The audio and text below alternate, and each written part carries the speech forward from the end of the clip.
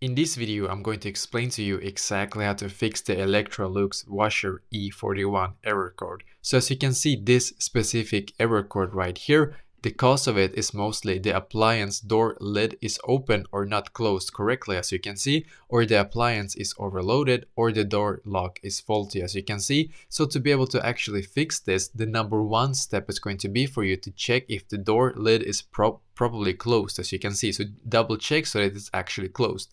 If necessary, give the door limb a firm push. You can hear like a clicking sound, and then you know, yeah, it has now closed. And then hopefully it can actually fix this problem. The number two step is going to be for you to check whether any laundry is caught between the door seal and the door glass. If necessary, remove some laundry from the drum before restarting the cycle, as you can see. So this could also be the issue. There's too much laundry in the machine overload. So if you have currently overloaded the machine, if necessary, you will need to remove some laundry from the drum before restarting the cycle. So just remove some laundry and see if that actually also solves this issue.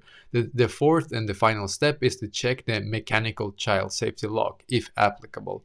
Disable the child safety lock using a coin or similar object and try again. For more, as you can see, there's detailed information as well. You can actually check the user manual, but if you just check these 4 steps right here, you will be able to actually solve this issue. At least most of you that are watching this will be able to solve this issue by just following this one step by step. So this is exactly how to fix the Electrolux washer E41 error code.